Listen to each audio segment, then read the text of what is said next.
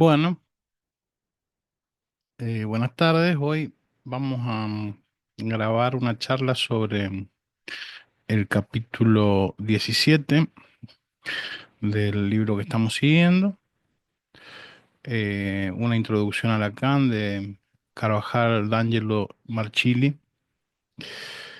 El capítulo es, bueno, el 17. La pulsión es la segunda parte del tema de la pulsión. Y se se centra en el matema de la pulsión. Vamos a compartir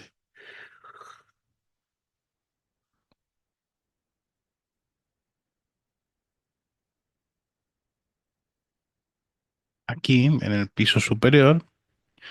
eh, Se encuentra en el grafo del deseo la pulsión. em, Se encuentra quiere decir, eh, es el modo en que viene a ocupar un lugar en el grafo y articula con los otros elementos. Eso quiere decir, no es como en eh, la neurología, en donde las cosas se encuentran en el organismo biológico, ¿no?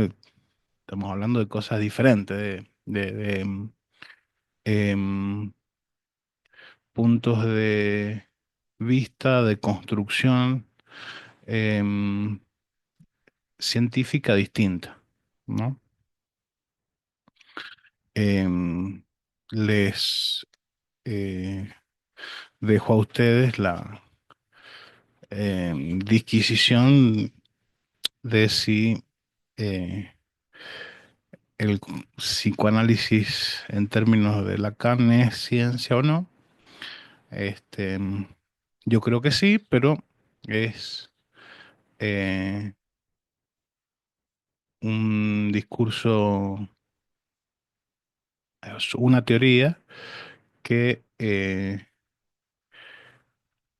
también a la ciencia la trata como un em, eh, relato que tiene ciertas condiciones, eh, que tiene un saber. em, eh, Así que bueno, con esa particularidades, yo considero que sí, que el psicoanálisis, como lo propone eh, Lacan, es una ciencia más al estilo de las, bueno, esto lo digo siguiéndolo a Alfredo Edelstein.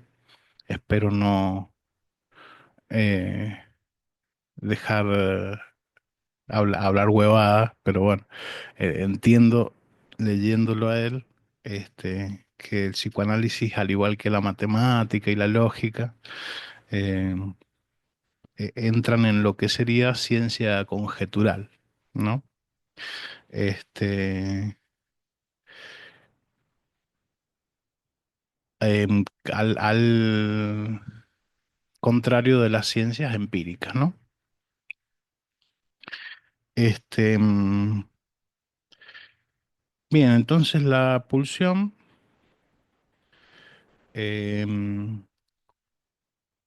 segunda parte. Retomaremos el tema de la pulsión. El grafo 4, en el grafo 4 esta aparece escrita con el matema sujeto articulado a la demanda. Recordemos que cuando Freud, en los instintos y sus destinos, quiere definirla, lo primero que dice es que se trata de una convención, pulsión, convención. Este punto de partida tiene su base en el sentido común. Hay hambre y hay amor. Según Freud, es preciso dar sentido a esta convención y para eso plantea una analogía con la fisiología.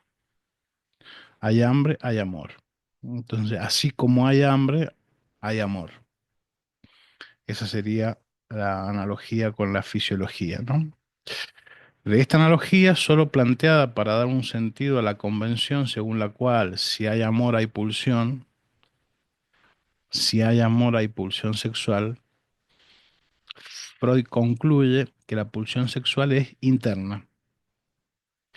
¿Qué quiere decir cuando dice interna? En principio que no se quiere, que no se puede huir de ella. ¿Cómo se huye de un estímulo exterior displacentero? Bien, o sea, si alguien me está eh, pinchando con un alfiler, yo puedo salirme de ese lugar para que deje de molestar, ¿no? Pero si es interno, como la pulsión, no se puede huir de ella, ¿no?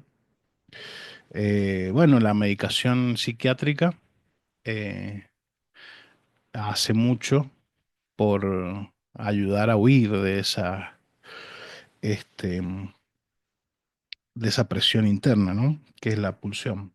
Eh, Alejarse al menos un poco en ciertas patologías, la, em, la pulsión produce un goce este, muy em, desbordado, ¿no? Y que eso puede conducir a comportamientos este, de violencia hacia terceros, violencia hacia sí mismo, suicidio, em, y además mucho sufrimiento, ¿no?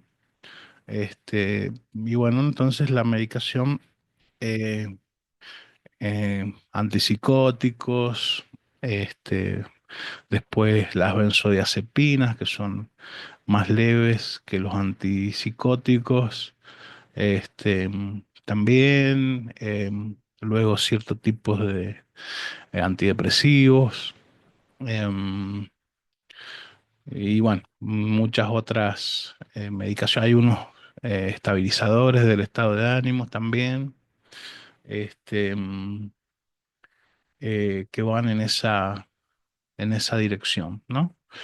Eh, entonces, ¿qué quiere decir cuando dice interna a la pulsión? Pulsión sexual es interna, dice. En principio que no se puede huir de ella como se huye de un estímulo exterior displacentero. También dice que la pulsión es una fuerza constante y aquí la analogía ya no es tan clara porque el instinto es inconstante. Claro, cesa cuando se satisface. Si ustedes lo releen con cuidado, verán que de pronto y sin aviso abandona la analogía y afirma, la pulsión es filogenética. Decimos que ya no hay analogía porque en Freud lo filogenético es cultural. Em,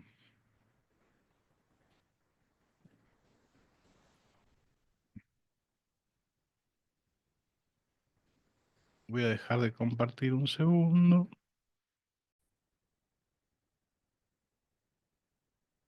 Bien, le puse pausa porque me fui a buscar filogenético. Está en la etimología de la palabra, pero quería una definición un poquito más precisa. ¿Estoy compartiendo o no estoy compartiendo? No, no estoy compartiendo. Ahora sí. Bien. Entonces, filogenético es un término que se refiere a la relación de parentesco entre grupos de seres vivos o a las relaciones evolutivas entre entidades biológicas. Claro, entonces es la genética que comparten un cierto grupo. Pero aquí dice que para Freud lo filogenético es cultural, ¿no? En los tres ensayos, Freud afirmó que es la madre la que despierta la sexualidad al erogeneizar zonas del cuerpo Digamos, para ir rápido y sin exagerar el uso de las citas, que la pulsión es filogenética y es producida por el otro con mayúscula, ¿no? El otro que es este, ¿no?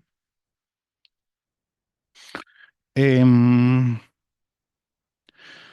recuerden que la madre, bueno, aclaremos que todavía en la época de Freud, la genética tiene no tiene el grado de evolución que tiene hoy, em, a partir del genoma humano, em, que ganaron el premio Nobel y fue un emprendimiento, una empresa, este, que llevó 10 años la investigación, pero de entrada ya sabían a dónde iban a llegar.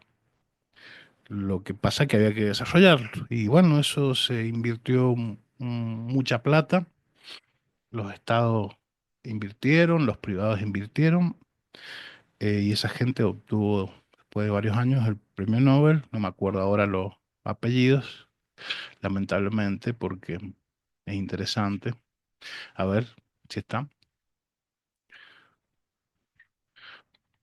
Proyecto Genoma Humano, em, premios Nobel. Ah, Nobeles.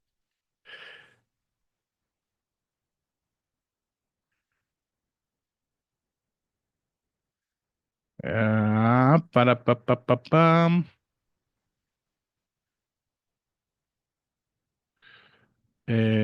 Ahí está. Los dos investigadores compartieron el premio Nobel de 1962 junto con Maurice Wilkins en la categoría de Fisiología de Medicina. Mira acá, 70. Sanger,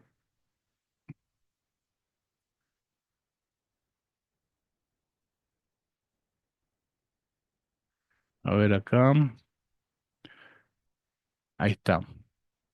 En el año 62 se entregó el premio Nobel de Medicina a Francis Crick, James Watson y Maurice Wilkins por sus descubrimientos en relación a la estructura molecular de los ácidos nucleicos y su importancia por la transferencia de información en material vivo. Bien, a partir de ahí surge todo lo que nosotros hemos visto, por ejemplo, no solo en la intervención del genoma para producir eh, especies eh, sintéticas, sino, o sea, quiero decir, desarrolladas en laboratorio, sino todo lo que los policiales que basan eh, su prueba en la existencia del ADN eh, del victimario en la víctima, por ejemplo, ¿no? Este, bueno, fue un hito importantísimo de la ciencia de nuestro tiempo, ¿no? Entonces, en los tres ensayos, Freud afirmó que es, bueno, entonces, para Freud, lo filogenético tiene que ver con el otro, que es en ese momento la persona de los primeros cuidados. em, Introduce lo filogenético como pulsión al erogeneizar las zonas erógenas, valga la redundancia. Em, de esa manera se transmite culturalmente lo filogenético para Freud. Recuerden que la madre es el otro de la primera dependencia, bueno, la persona de los primeros cuidados, no simplemente la madre, sino la ley del otro en ella. Eh, entonces, es decir, la ley del otro en ella sería la barradura de la que participa la madre, ¿no? Entonces, en tanto sujeto. Entonces, la pulsión es efecto de la demanda del otro La pulsión es efecto de la demanda del otro de que el sujeto demande. El otro demanda que el sujeto demande. Y efecto de esto hay pulsión. Como está presente la demanda aquí, entonces viene a colación la frase de Lacan, eh, el eco en el cuerpo del hecho que hay un decir, ¿no? Para hablar de pulsión. El eco en el cuerpo del hecho que hay un decir. La insistencia de estas demandas, en tanto siempre fallan en el encuentro con el objeto, es lo que produce la pulsión. Continuemos con la cuestión de las demandas del otro, diciendo que hieren el cuerpo en sus agujeros. Las demandas del otro hieren el cuerpo en sus agujeros, por alguna razón. Eso nunca lo he encontrado explicado, em, pero lo vimos en la pulsión primera parte, eh, que había una diferencia entre Freud y Lacan. Para Freud les resulta sumamente importante el agujero en tanto borde que está inervado de nervios y tienen mucha excitación. El ano, la oreja, los ojos, el contorno de los labios. em, Y en cambio para Lacan lo que es válido es el agujero en sí. Perdón, no lo estuvimos viendo en la pulsión, la charla pasada, sino en lo que subí del origen del sujeto en psicoanálisis de Alfredo Edelstein. Em, entonces la pulsión es efecto bien. Eh, la insistencia de estas demandas es lo que produce la pulsión. Continuamos con la cuestión de las demandas del otro diciendo que hieren al cuerpo en sus agujeros. La insistencia repetitiva en la enunciación tendrá siempre efectos en los bordes del cuerpo. Por eso Lacan dijo que las pulsiones son el eco en el cuerpo del hecho que hay un decir. Noten el plural que alude a las pulsiones en el sentido de que siempre fueron abordadas, esto es, lo que ocurre en una u otra zona erógena.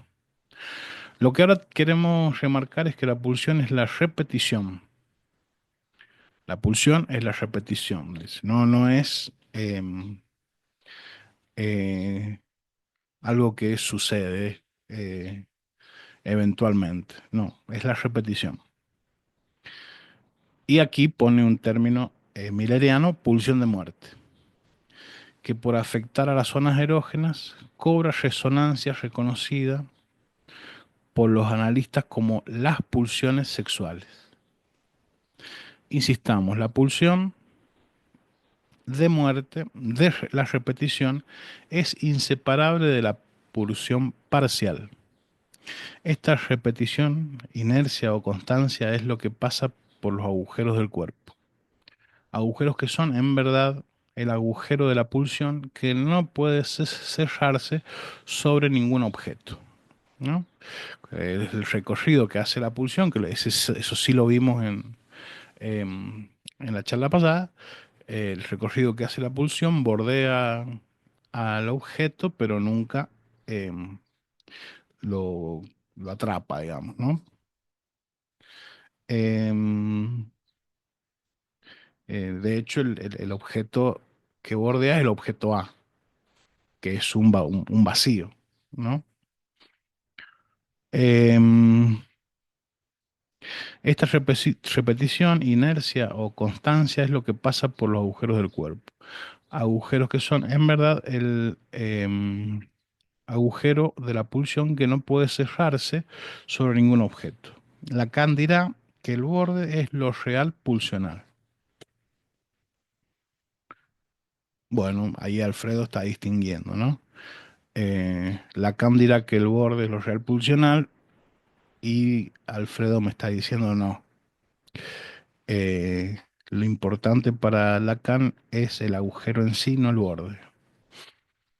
Entre los agujeros del cuerpo, el más relevante es el de la oreja, que nunca puede cerrarse y que es el lugar por el que entran las resonancias, aquello que hace resonar al cuerpo. Claro, el significante turba al cuerpo, dice en la instancia de la letra, Lacan, em, y eso está emparangonado con el eco en el cuerpo del hecho que hay un decir, ¿no? El significante, eh, al ser oído, pero sabemos que no solo se escucha el significante, sino también puede sentirse, verse, ¿no? Porque tiene que ver con em, los sentidos, ¿no? Si bien eh, arrastramos de Saussure la idea de imagen acústica para significante, después en la cadena que conforma una demanda también pueden figurar los gestos, eh, los toques, los abrazos, eh, las lágrimas, eh, eh, los escupitajos, no sé, algo que haga cadena, puede tener eh, el estatuto de ser significante, ¿no? Funcionar como tal, como un corte en-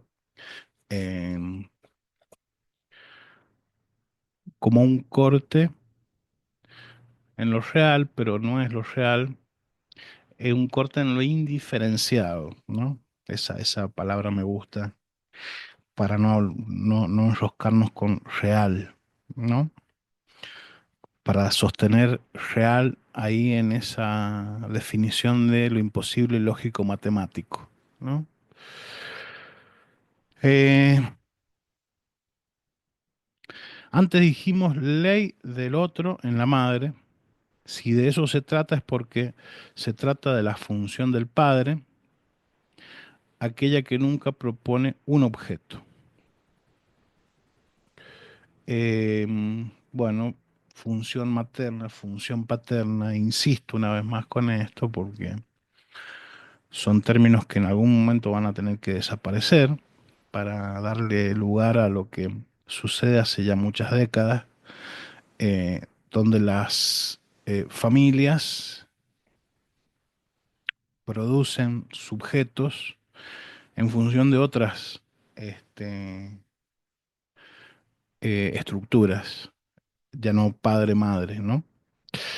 Pero bueno, se salva esto hablando de función materna y función paterna para dejarlo como función eh, a cargo del lenguaje y en el caso de ser encarnado a cargo de cualquiera que ocupe ese lugar, ¿no? Antes dijimos ley del otro en la madre. Si de eso se trata es porque se trata de la función del padre, aquella que nunca propone un objeto. Al respecto es interesante lo que llega a decir Freud. La fijación de una pulsión es la adherencia a un objeto. Esto quiere decir que lo que sería normal para el instinto es lo neurótico. Lo que sería normal para el instinto es lo neurótico, una fijación, ¿no? Por ejemplo, comer. Eh, Saber, un animal sabe dónde buscar su comida. Un neurótico, si se comporta del mismo modo, perdón, uno es neurótico si se comporta del mismo modo, porque hay la repetición de la pulsión, ¿no? Entonces, la adherencia a un objeto hace que uno repita una y otra vez sobre ese objeto, esa fijación. De esto se puede colegir por qué el catálogo de las pulsiones se estableció a partir de los neuróticos. Al comienzo de la clase dijimos que la analogía con la fisiología condujo a Freud a sostener que la pulsión es interior al sujeto. Esta interioridad de la pulsión está cuestionada por dos motivos fundamentales.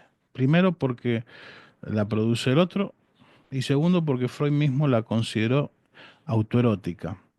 Deberíamos leer aquí ajena al sujeto, agregando que solo será psíquica cuando sea ligada en la fantasía. Em,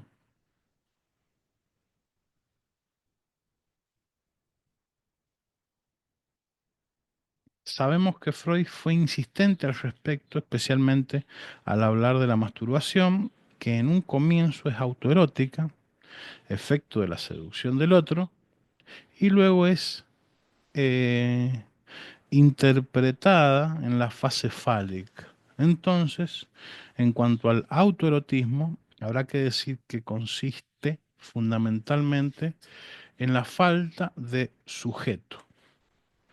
La pulsión es acéfala, no la comanda nadie, es un automatón efecto del otro. Por lo tanto, si se habla de la satisfacción de la pulsión, se nos impone la pregunta, ¿qué se satisface? También se nos impone una respuesta, ella, la pulsión. Si a dicha satisfacción la llamamos goce, podemos precisar, la pulsión goza del viviente y este no es nada, sino aquello de lo que la pulsión goza. Em, Antes habíamos dicho que la satisfacción de la pulsión estaba en el trayecto, en el contorneo del objeto, subrayemos, no en el objeto, sino en el trayecto. Bien, lo que decimos ahora no lo contradice, ya que la repetición es la insistencia de la demanda y de su fracaso. Digamos, chupar, chuparse. En este fracaso el viviente es aquello de lo que la pulsión goza. El matema de la pulsión, el matema de la pulsión, una vez más, sujeto articulado a la demanda, es la implicación recíproca entre la tachadura o anulación del sujeto y la insistencia de la demanda que se origina como demanda del otro. Entonces, hay una articulación recíproca entre la tachadura o anulación del sujeto. Bueno, no estoy de acuerdo, em, porque la barra no anula al sujeto, sino que lo vuelve sujeto. De hecho, cuando no hay ley, cuando no está la barra, está la discusión en la psicosis, por ejemplo, de si hay o no sujeto. Entonces, bueno, pero sigamos lo que dice acá. El matema de la pulsión es la implicancia recíproca entre la tachadura del sujeto y la insistencia de la demanda que se origina como demanda del otro. La insistencia implica la desaparición del hablante tomado por ella. O sea, la pulsión presentifica la sexualidad en el inconsciente y al mismo tiempo representa la muerte.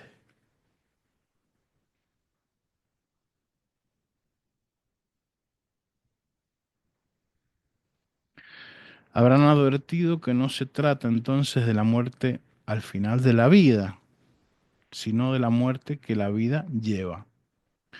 Por eso Lacan evoca a Heráclito, en una cita aquí, entre paréntesis, dice, entre comillas, dice, el arco, entre paréntesis, bios, se le da el nombre de la vida. Al arco, bios, se le da el nombre de la vida, bios, y su obra es la muerte. Cierra comillas. Conrado Engels Land clasifica este fragmento entre los probablemente auténticos y lo traduce: no del arco, nombre del arco es vida, su función es muerte. En cuanto al objeto de la pulsión, digamos que sería en un principio mítico, evidentemente, el objeto de la necesidad. Claro, en un principio sería el objeto de la necesidad. La persona de los primeros cuidados atiende las necesidades del organismo vivo que pasa eh, em, al universo humano, al universo del sujeto, eh, en un determinado momento, cuando ingresa al universo simbólico, ¿no? En ese pasaje se genera las distorsiones en donde lo que primero eran objetos de la necesidad eh, quedan por efecto del lenguaje como objetos imposibles de la pulsión, ¿no? Entonces, en cuanto al objeto de la pulsión, digamos que serían en un principio, mítico evidentemente, el objeto de la necesidad, pero solo a condición de agregar en tanto encuentro fallido del mismo. Solo en este sentido la pulsión lo presentifica. Así es como Lacan puede hablar de ciertos objetos como objetos de la pulsión. La placenta, el pecho, las heces, la voz, la mirada, ¿no? Em, em, Escópico e invocante, la voz y la mirada son los objetos que aporta Lacan, ¿no?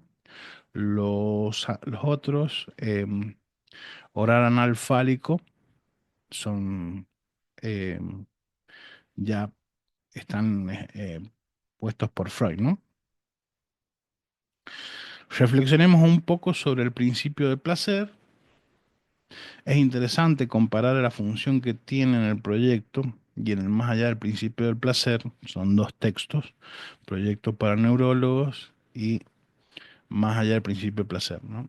En este último texto está planteado como un principio homeostático frente al carácter compulsivo de la repetición. El principio del placer es un principio homeostático frente a la repetición eh, de la pulsión, ¿no? Que eh, el placer es descarga, ¿no? Y permite sostener un eh, equilibrio oscilante que no, que no eh, haga estallar al cuerpo, ¿no? Entonces, en este último texto está planteado el principio de placer como un principio homeostático, frente al carácter compulsivo de la repetición, de la pulsión de muerte, que es ese más allá del que habla el título. El principio del placer no es, ahora más claramente que en el proyecto, opuesto al principio de realidad. Este último tiene la función de prolongar las vías del placer. Casi diríamos de evitar que el principio homeostático del placer sea abolido por la repetición. Observen que el placer es un principio, una ley reguladora, no una sensación. Volviendo a este título, más allá del principio del placer, evidentemente hace referencia a un límite que el placer supone ante ese más allá que es el reino de la muerte. Si retomamos ahora la relación que establecimos entre la pulsión y la muerte, podemos decir que el principio homeostático pone límite al goce de la pulsión.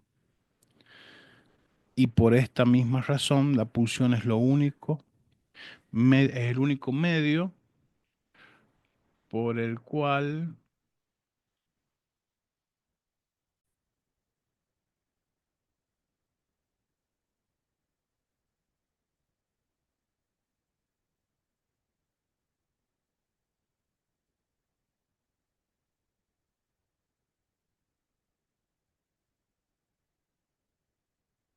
eh,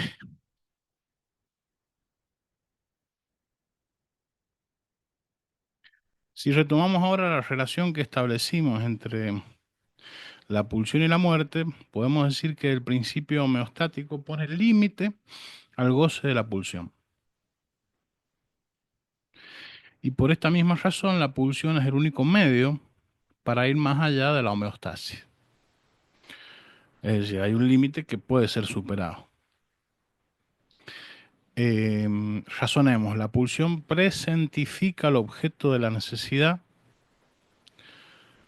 que es mítico, objeto perdido en el mito del pasaje al registro de la demanda. Claro, de la necesidad a la demanda. Sabemos que la pulsión aparece opuesta al placer, porque el placer es descarga y pulsión es una insistencia, una fuerza que surge desde el interior, diría Freud, ¿no? Entonces podemos plantear el principio del placer es la cadena significante y su función será el retoque de los caminos de la pulsión. Entonces podemos plantear el principio del placer es la cadena significante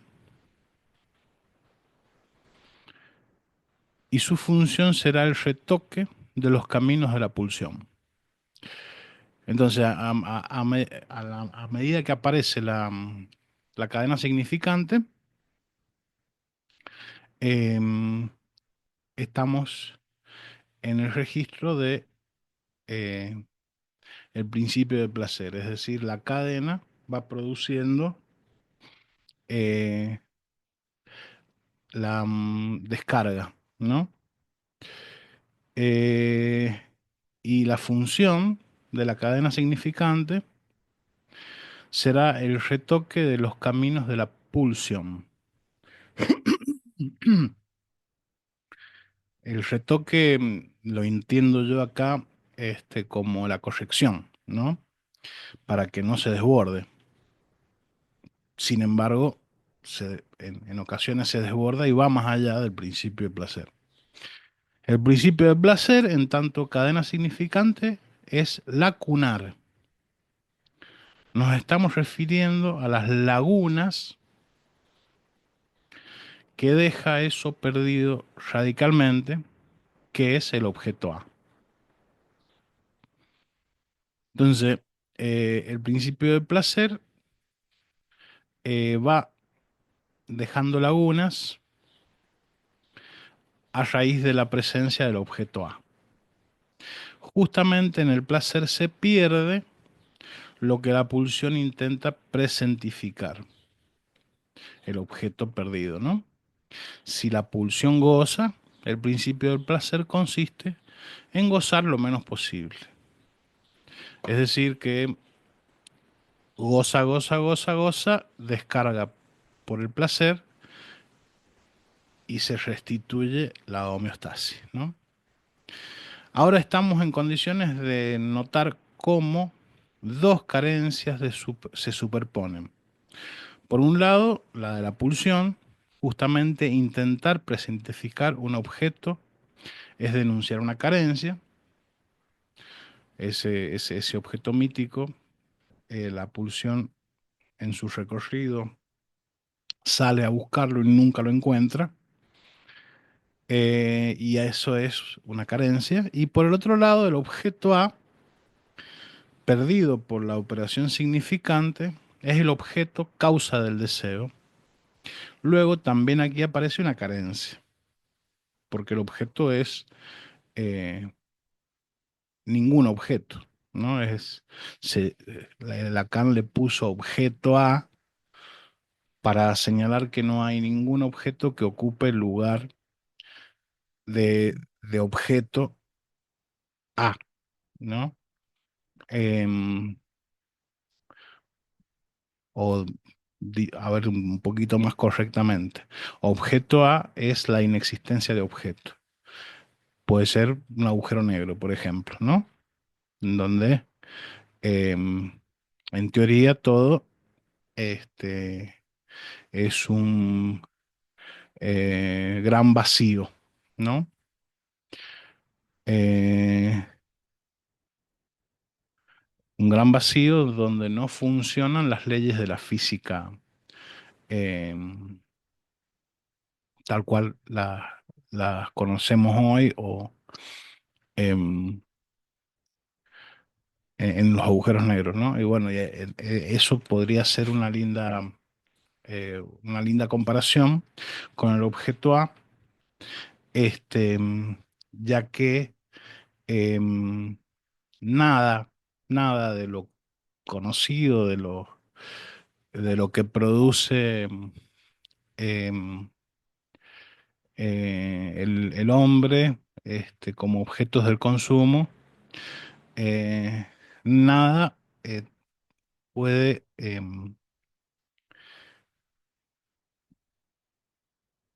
reemplazar, no sería reemplazar, sino que nada de eso será nunca el objeto A, ya que el objeto es el no objeto, ¿no? El objeto A es el no objeto.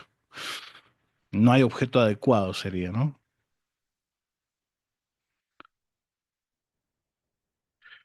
Entonces, tenemos la carencia de la pulsión y la carencia en el objeto. Ambas carencias se recubren. Haremos una afirmación compleja.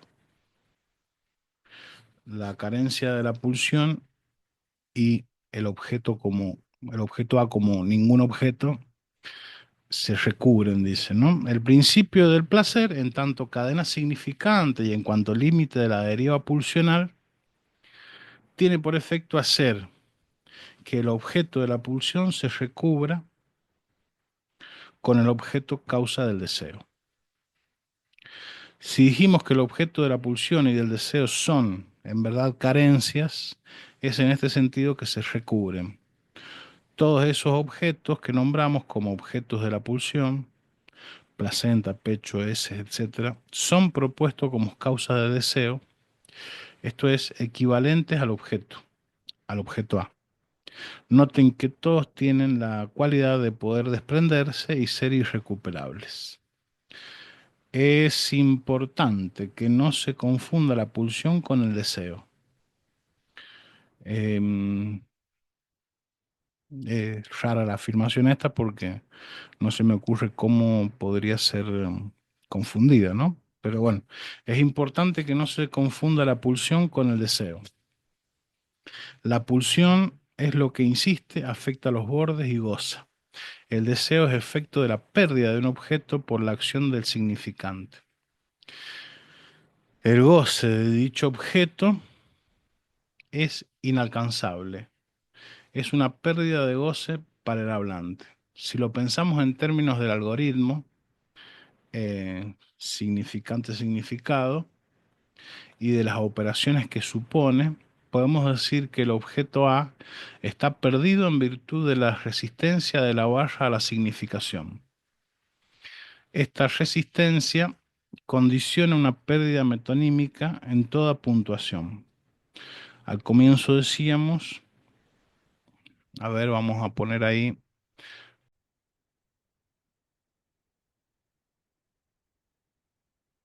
bueno, decía, vamos a compartir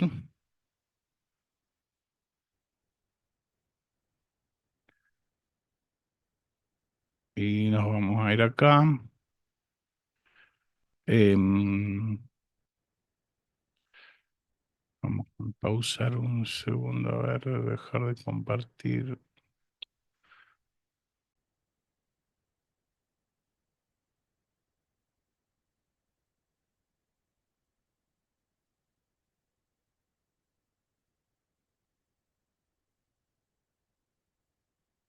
Bien, entonces, si lo pensamos en términos del algoritmo, Lacan acá, significante, significado, barra, que resistente a la significación.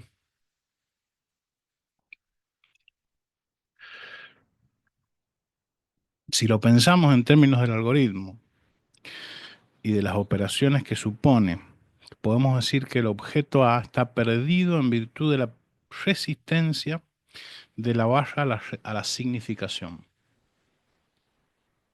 Esta resistencia condiciona una pérdida metonímica en toda puntuación.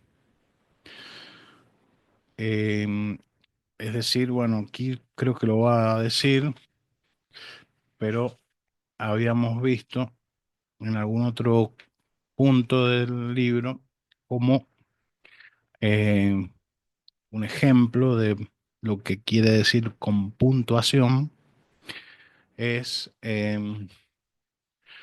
a ver si me acuerdo, eh, un, un hombre bien parecido al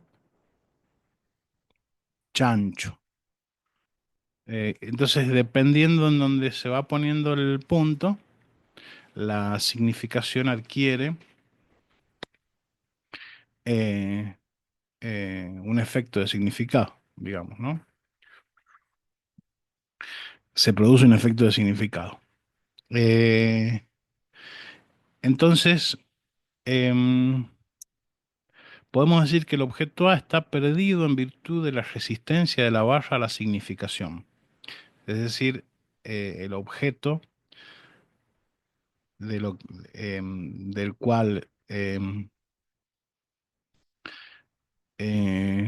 da cuenta una cadena significante, eh, siempre es otro, o sea, no es ninguno, pero siempre es otro en función de que la puntuación puede seguir y seguir y seguir y seguir, eh, y la significación se va em, modificando, ¿no? Entonces, em, el objeto A está perdido en virtud de la resistencia de la barra a la significación. Esta resistencia condiciona una pérdida metonímica en toda puntuación. Al comienzo decíamos esto mismo cuando afirmábamos que no puede decirse todo, o cuando decíamos que eso está preciosamente abordado en el seminario de la carta robada de los escritos de Lacan, pero mucho mejor porque lo ha estudiado y lo ha aclarado Edelstein eh, en el ejercicio alfa, beta, gamma, delta, este, que empieza con las tiradas de una moneda y después arma un modelo de lenguaje en función de eso. eh, Se ve claramente cómo em, alguien puede esgrimir la frase, puedo decirlo todo, y sin embargo, el lenguaje lo condiciona de tal modo que solo puede decir aquello de lo cual está en función, solo puede decir aquello que sus condicionamientos inconscientes le permiten decir, ¿no? Decir, ver, oír. Entonces, em, al comienzo decíamos esto mismo cuando afirmábamos que no puede decirse todo o cuando decíamos que falta un significante. Ahora pensemos que si no puede decirse todo, si la significación siempre está en suspenso, algo está perdido metonímicamente. Es el goce de ese algo lo que está prohibido para el hablante. Allí es donde el objeto fallido, contorneado de la pulsión, se propone como causa del deseo. en esta relación entre pulsión y objeto A, ¿no? El objeto fallido de la pulsión se propone como causa del deseo, dice, ¿no? Bueno, este es un modo de verlo. Ya cuando avance con el texto, el grafo del deseo de Alfredo Edelstein, vamos a ver que se dice de otra manera. Y eso que es un texto de Alfredo de eh, varias décadas atrás, ¿no? De algunas décadas atrás. Em,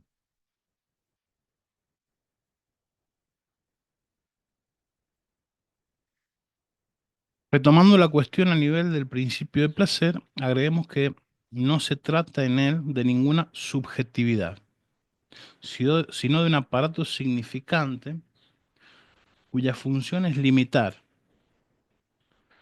descargar, hacer correr metonímicamente la tensión, aparato cribado por la pulsión. Entonces el principio del placer es un aparato significante, dice. O sea, ahí está haciendo un esfuerzo grandísimo para ligar a Freud con Lacan, ¿no? Pero bueno, es un esfuerzo válido también, ¿no? Entonces, principio y placer es un aparato significante, cuya función es limitar, descargar, hacer correr metonímicamente la tensión. La pulsión aparece entonces como el único modo de transgredir este principio. O sea, la pulsión puede, esa turbación por parte del significante del cuerpo puede ser tan grande que vaya más allá de ese principio, más allá de la descarga. Digamos ahora que ese aparato es el sujeto. El aparato significante es el sujeto. En tanto, aparato significante es discreto por definición, em, ya que son em, todas unidades, unas distintas de otras, pero ninguna tiene un valor eh, en sí mismo, sino que el único valor es ser distinto. Por eso es discreto como aparato significante. Es en las cadenas significantes que constituyen ese aparato donde el hablante está atrapado e incluso sostenido. Las dos cosas, sí, sí, sí. Cuando los libertarios, por ejemplo, hablan, no sé, los intelectuales, si es que tiene el intelectual, lo que se ha llamado acá en Argentina los libertarios, ¿no? Para diferenciarlos de los liberales, esos sí tienen una historia larga y tienen sus intelectuales y sus reflexiones y sus filosofías diversas en diversos autores, ¿no? Pero cuando un libertario se pronuncia respecto de la libertad, en ningún caso em, pasa esto, ¿no? Eh, Ahí se me perdió.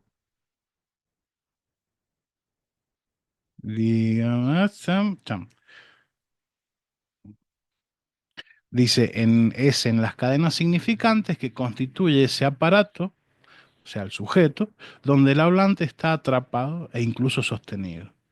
Es decir, somos libres porque estamos condicionados. Em, es decir, estamos condicionados eh, por nuestra historia, por nuestra prehistoria, em, digamos, la prehistoria del sujeto, antes de devenir sujeto, ¿no? Em, Hay una serie de condicionamientos inconscientes que estructuran en el lenguaje, que es el sostén del que aquí habla, ¿no? Eh, que hacen que esa persona, en función de la dimensión sujeto eh, que lo determina, vaya por unos lugares y no por otros. No pueda decirlo todo, no pueda hacerlo todo, no pueda hacer lo que quiera, hace lo que puede en función de sus determinaciones, por más psicópata que sea, ¿no? El propio psicópata está determinado inconscientemente a hacerlo, digamos, ¿no? Incluso se juega la vida. Em, bueno, todos nos jugamos la vida orgánica, ¿no?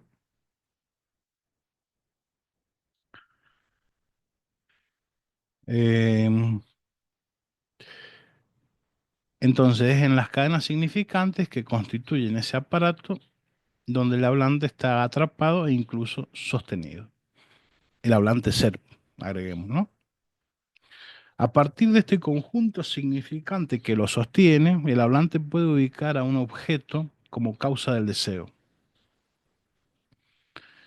Em, el objeto así ubicado es el que bordea la pulsión en su truco. A este nivel nos encontramos en el campo del fantasma, donde el sujeto puede pasar desapercibido, pero está siempre allí en tanto siempre está determinado por el fantasma. Es lo que en el grafo 4 aparece, es lo que en el grafo 4 aparece acá, ¿no? Que es el sujeto articulado al objeto A, ¿no?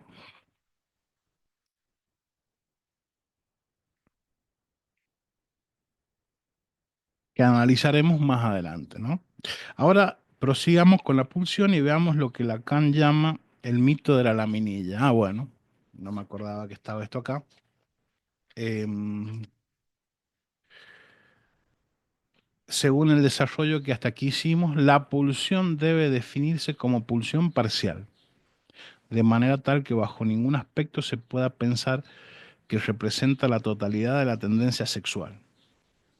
Esta totalidad no es otra cosa que la función de la reproducción, que en cuanto tal queda excluida del campo de la pulsión.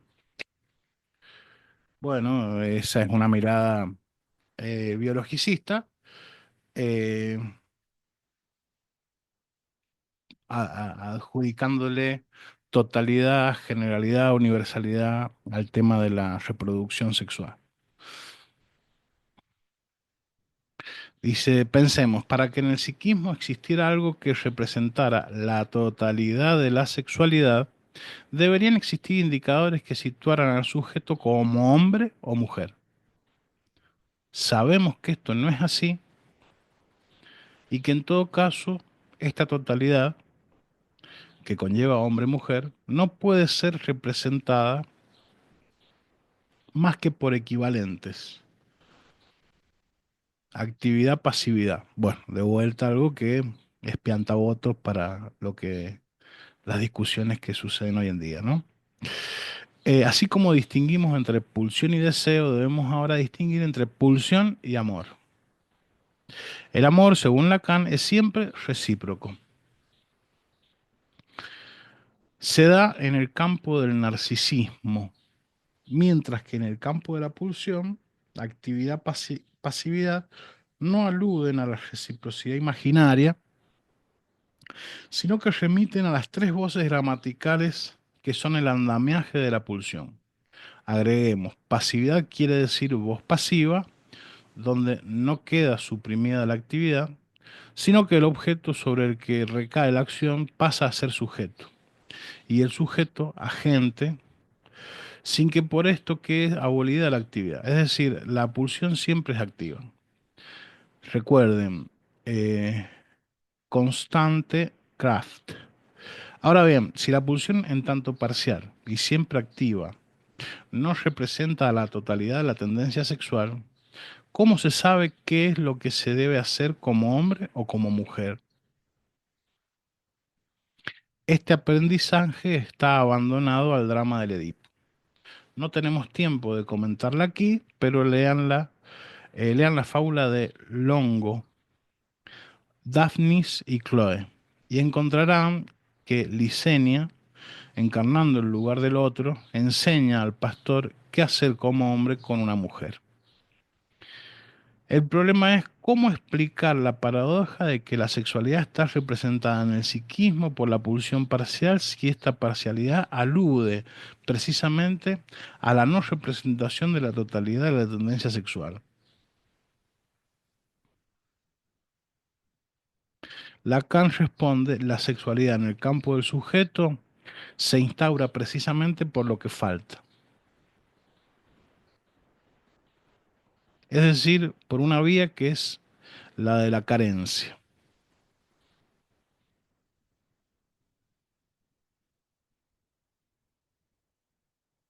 Sabemos que esta carencia no es simple, sino que son dos carencias que se recubren, la de la pulsión y la del objeto A.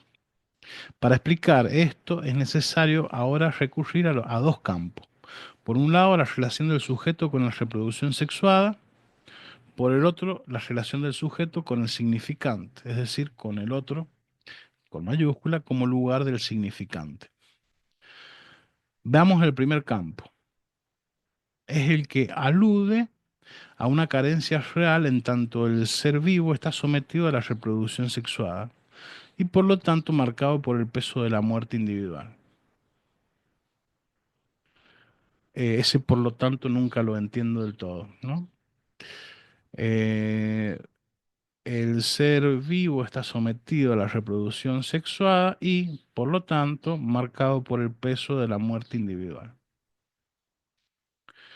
Em, el único ejemplo directo que puedo traer en relación a la reproducción sexual y la muerte individual es la de esto de la mantis religiosa, que una vez que se aparea, se come la cabeza del macho.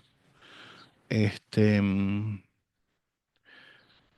em, o también la división celular, en donde se asocia inmortalidad a la célula porque em, no se... hay una forma de división celular, no sé si es meiosis o mitosis, este, en donde eh, la célula se divide y tiene cada una de las células en las partes en que se vio, tiene las mismas características que la célula original, ¿no?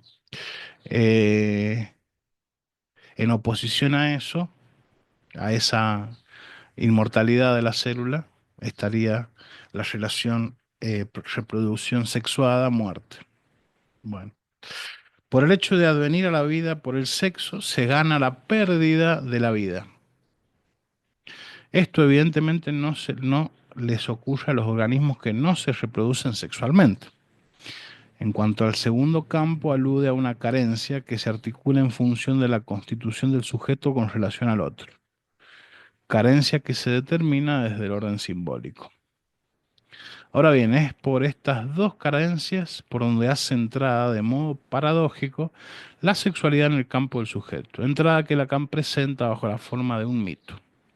Y un mito, para decirlo de manera dogmática, no remite a lo irreal, menos aún a una suerte de ideal,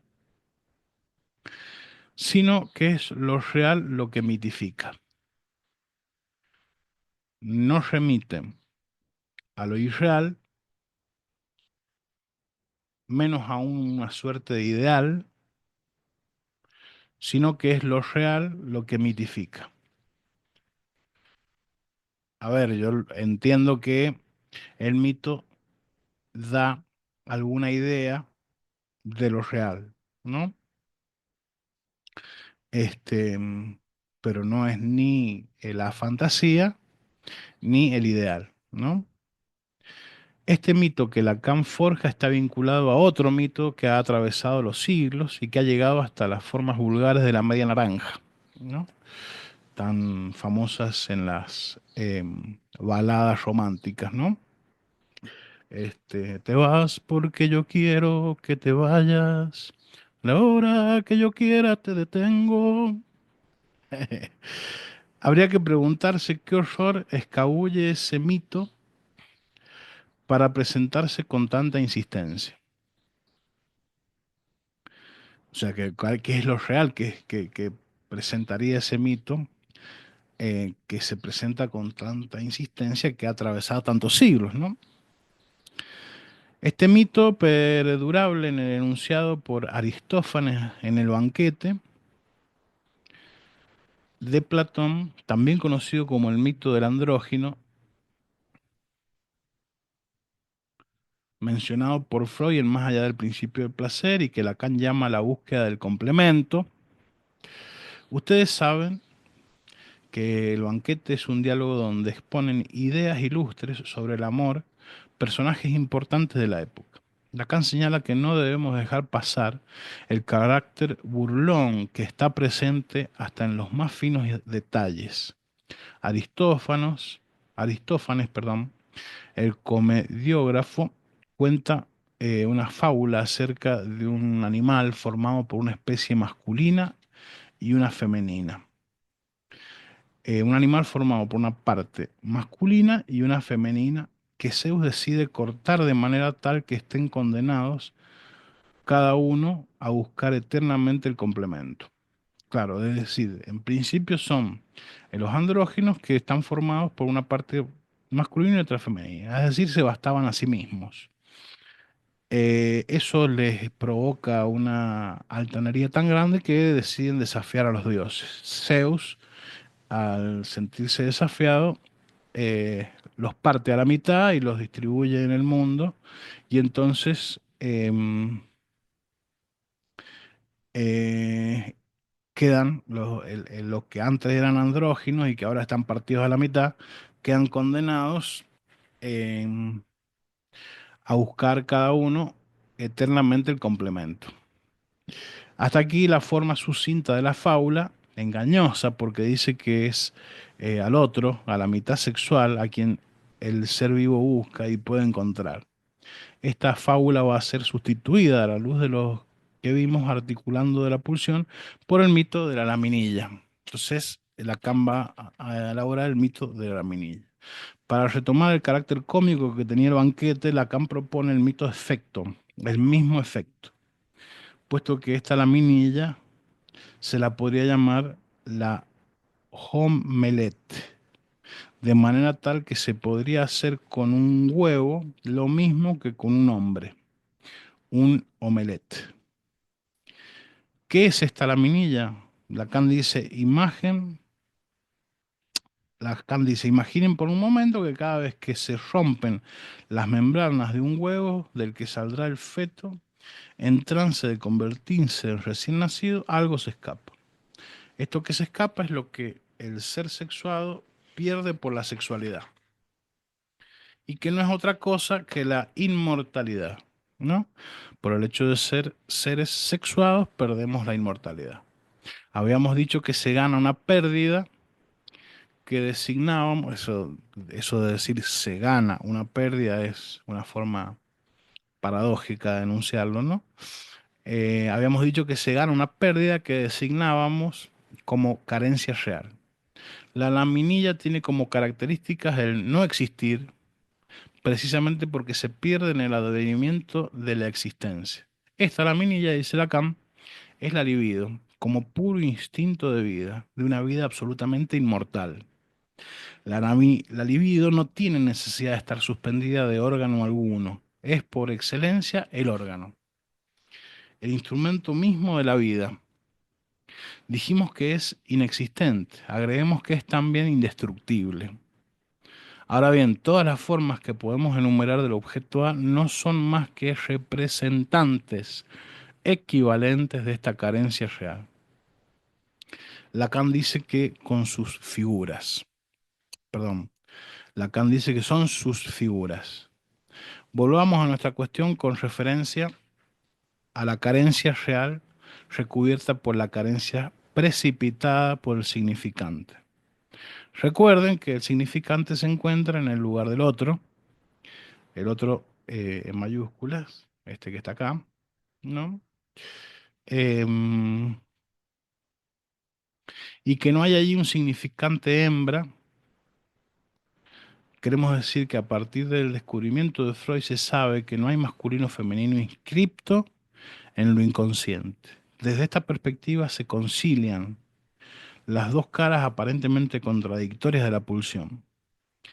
Presentifica la sexualidad en el inconsciente y representa fundamentalmente la muerte.